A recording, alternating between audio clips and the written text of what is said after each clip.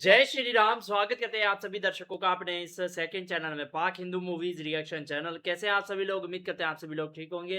अब हम देखने वाले हैं नीलकंठ वर्णी जी के सीजन 8 का पार्ट नंबर 3। तो पहले हम पार्ट देख लेते हैं, उसके बाद फिर बात करते हैं। बने रहे हमारे साथ इस पार्ट के एंड तक। चलो।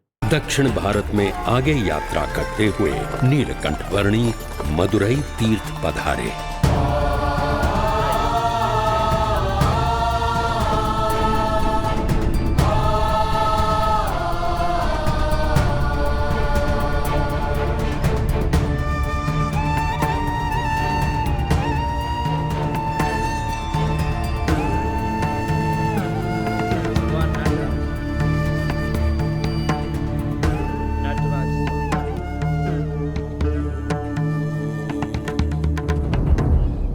आगे भूतपुरी जाने का मार्ग ढूंढते हुए नीलकंठ वर्णी किसी अनजान वन प्रदेश में आ पहुंचे।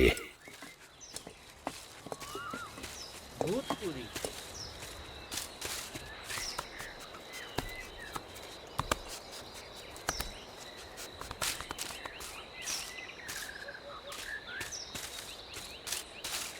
जब कई दिनों तक भोजन न मिला, तब किसी वस्तु से तो काम चलाना ही था, चाहे वो पेड़ के पत्ते ही क्यों न हों।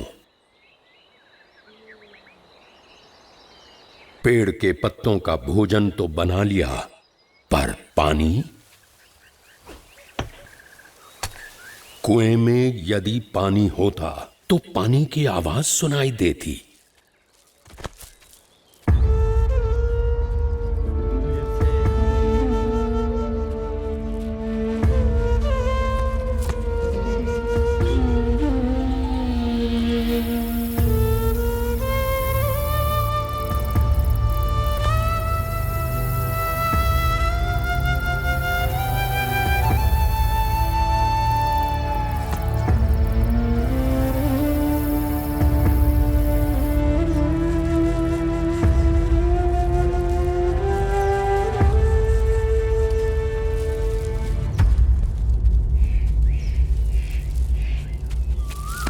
भूखा प्यासा शरीर पानी की एक एक बूंद के लिए तरस रहा था, चाहे वो कहीं से भी मिल जाए।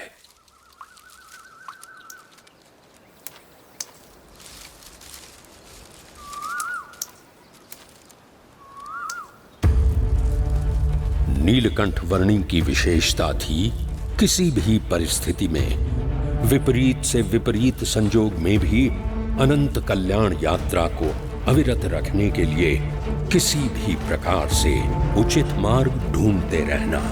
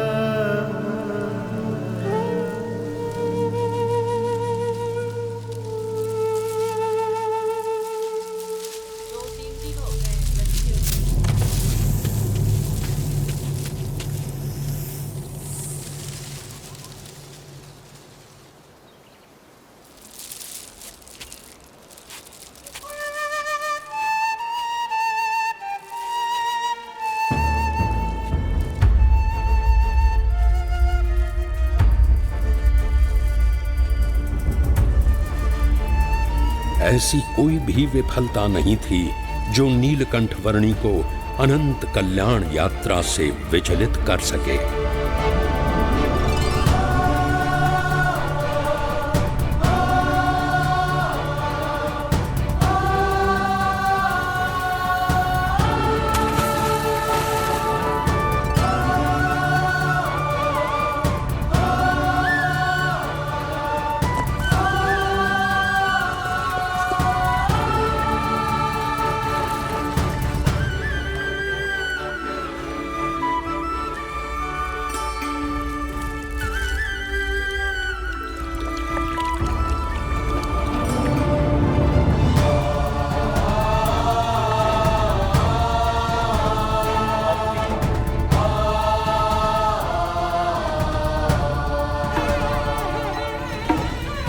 कल्याण यात्रा में आगे नीलकंठ वर्णी श्री पेरुम्बदूर पधारे।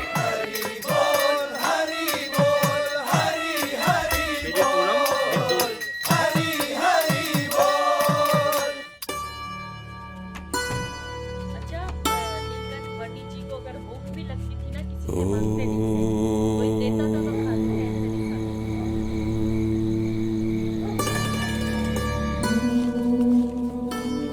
सेवा।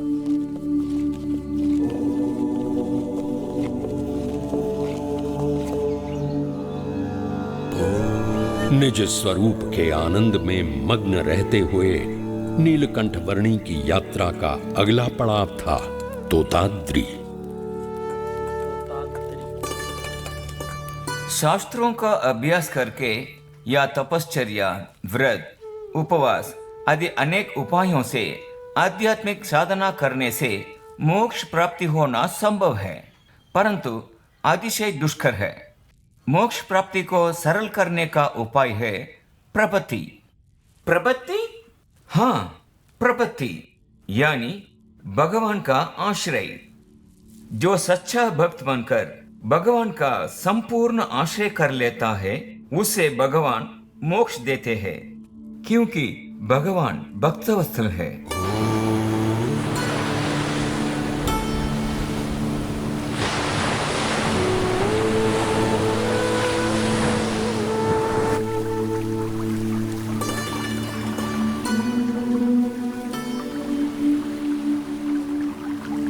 नीलकंठ वर्णी की कल्याण यात्रा का अगला पड़ाव था कन्याकुमारी।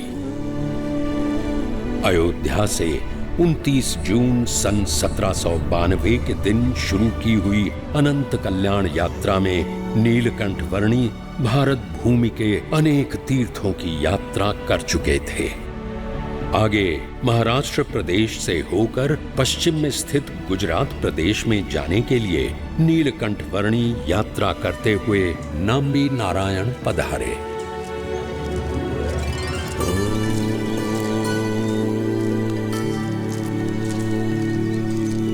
और नाम्बी नारायण से सौम्य नारायण पधारे।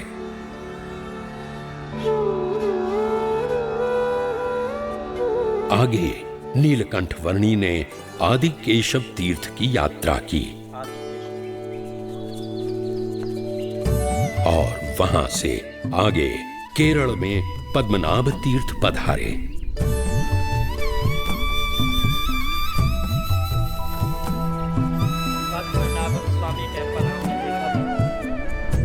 नीलकंठ वर्णी की कल्याण यात्रा का अगला पड़ाव था जनार्दन मंदिर।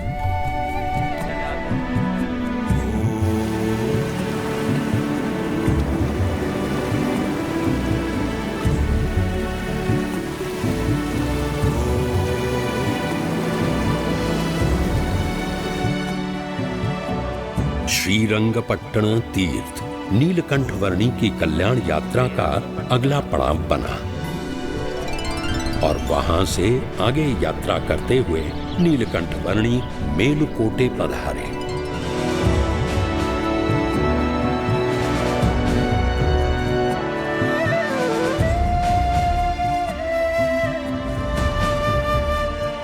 नीलकंठ वर्णी महाराष्ट्र प्रदेश में त्र्यंबकेश्वर पधारे।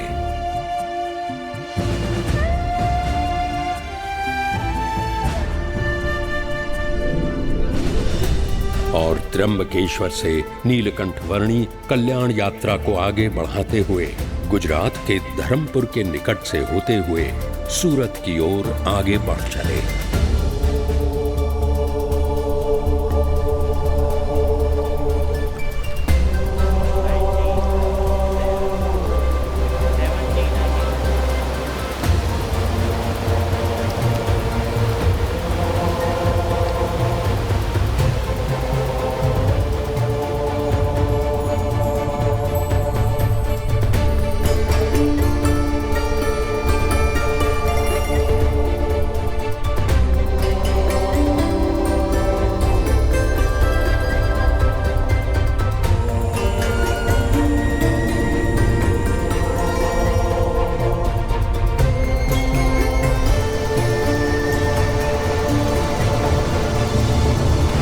ये बाल योगी को रोको। पानी में मत उतरो।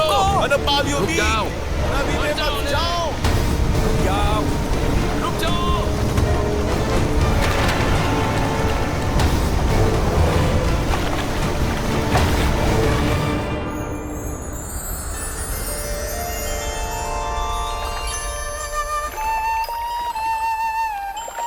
कठिन से कठिन विपदाओं को बड़ी सहजता से पार करते हुए नीलकंठ वर्णी नर्मदा नदी के किनारे भरूच पधारे। भगवान जब इस पृथ्वी पर अवतार धारण करते हैं तो भक्तों की श्रद्धा, भक्ति और मोक्ष की इच्छाओं की पूर्ति के लिए करते हैं, माई की इच्छाओं की पूर्ति के लिए नहीं।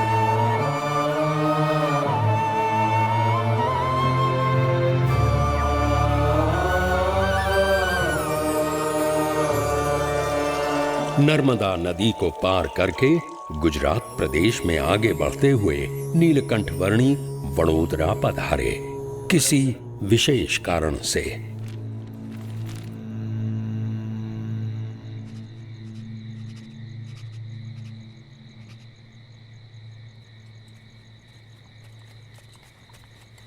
कहाँ चले गए थे?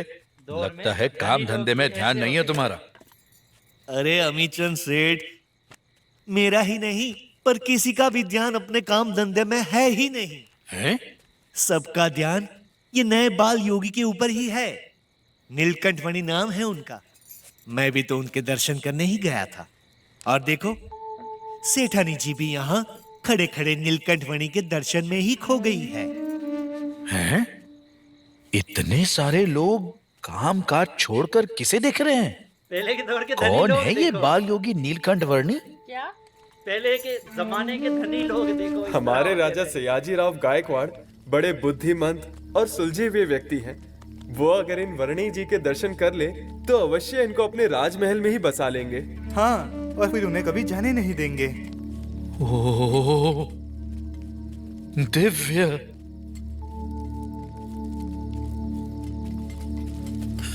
साक्षात भगवान। आप कुछ भोजन करेंगे? जो कुछ तैयार हो वह लाइए।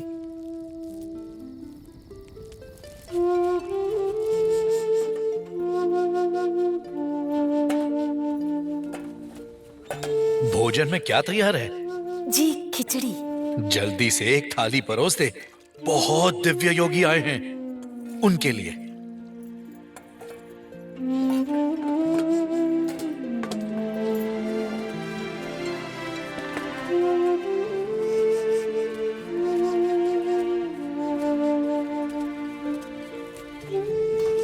ये भोजन स्वीकार कीजिए नीलकंठ वर्णी।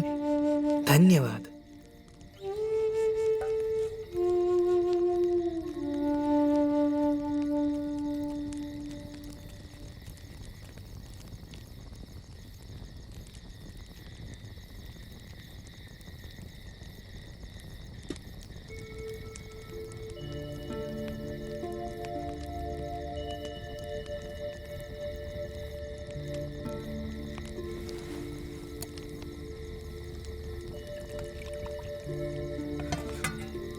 आपका ये प्रसाद ग्रहण करके मैं और मेरी पत्नी धन्य हो जाएंगे। धन्यवाद प्रभु। ये लो नीलकंठ वर्णी का प्रसाद। नीलकंठ वर्णी के प्रथम दर्शन करते समय ही मुझे अनंत सूर्यों के प्रकाश समान ज्योत दिखाई दी। एक व्यापारी होते हुए भी मैंने जीवन भर अपनी वृत्ति धन प्राप्ति में नहीं, परंतु प्रभु प्राप्ति में रखी है, और उसी का फल मिल गया कि हमें साक्षात भगवान मिल गए इन नीलकंठ वर्णी के रूप में। नीलकंठ वर्णी के दर्शन से ही मेरे अंतर में वासना के तीव्र विकार दूर होने लगे थे, और उनका प्रसाद खाने से तो मेरे अंतर में से वासना के मूल ही नष्ट हो रहे हैं और अंतर में दिव्यता प्राप्त हो रही है। अनिर्वचनीय शांति का अनुभव हो रहा है।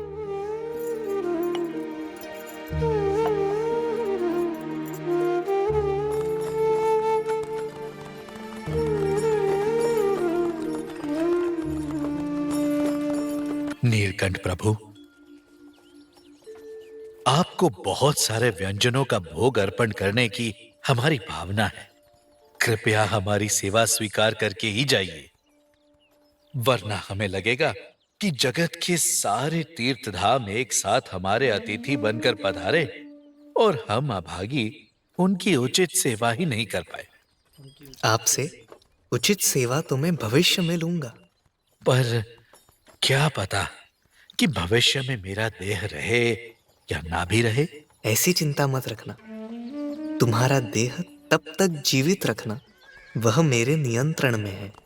काल को भी परास्त कर देना, वो तो परमात्मा ही कर सकते हैं। पर ऐसी कौन सी सेवा आप मुझसे चाहते हैं प्रभु? आपके घर के भूगर्भ में श्री लक्ष्मी नारायण की मूर्ति छिपा कर रखी हुई है। वह मूर्ति मैं भविष्य में अपने साधु को भेजकर आपसे मंगवाऊंगा। तब वह मूर्ति देने की सेवा अवश्य कर लेना। आपको कैसे पता? वो मूर्ति तो कई वर्षों पहले मेरे पिताजी ने हमारे घर के भूगर्भ में छुपा कर रखी थी, श्रीमंत सरकार के फरमान के डर से।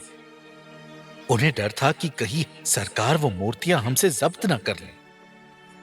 पर हां, आप अंतर्यामी से क्या अज्ञात हो सकता है भला। आप जब भी चाहें मूर्ति मंगवा लीजिएगा प्रभु। उस प्रकार से आपकी सेवा करके भी हम धन्य हो जाएंगे। अवश्य। प्रणाम।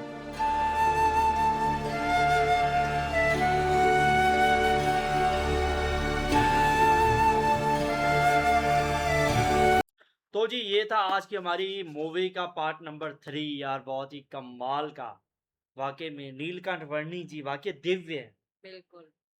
हजार सूरजों की रोशनी जो है वो नीलकंठ वर्णी जी में, उनका तेज ही इतना है, दूर से ही मतलब कि चमकते हैं। तो मतलब कि इतने सारे तीर्थ स्थलों का अब यात्रा की है तो जाहिर सी बात है कि वो चेहरा तो चमकेगा ही। जब भी हम किसी दिव्य स्थान से होकर आते हैं तो हमारा चेहरा जो है वो चमकता है, खुद ब खुद खिलता है, बिल्कुल। क्योंकि उस मतलब कि पवित्र भूमि की जो पवित्रता है वो हमसे हम में समाकर वो अपना जो है वो प्रकाश दिखाती रहती। तो हमारे जो भी पाप होते हैं वो छुपा देती है। बिल्कुल। इसीलिए मतलब कि ऐसे तीर्थ स्थलों पर जरूर जाना चाहिए, हम्म। जरूर जाना चाहिए। और लेकिन हम कैसे जा सकते हैं?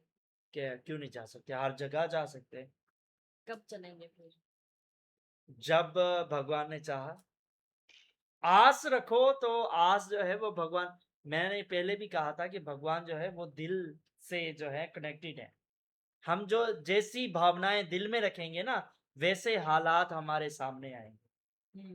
ऐसी चीज है, इसीलिए तो मैं कहता हूँ कि दिल में भावना ऐसी रखो कि हम तीर्थ स्थलों में घूमेंगे, जाएंगे वहाँ, मतलब कि 4 धाम घूमेंगे, 4 धाम जरूर जाएंगे, 4 धाम की यात्रा करेंगे।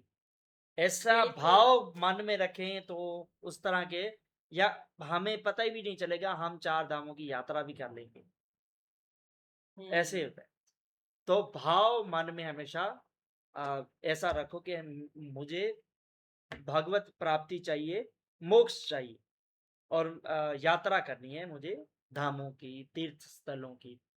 तो फिर उस तरह के हालात आ जाएँगे। तो आज की वीडियो बहुत ही कमाल की थी और सेठ धनी चंद थे क्या धनी चंद थे ना? ये जो सेठ थे जिन्होंने नीलकंठ वर्णी जी को खिचड़ी खिलाई थी और कितने भोजन कहे थे कि उनका हमारी मतलब कि दावत स्वीकार कीजिए।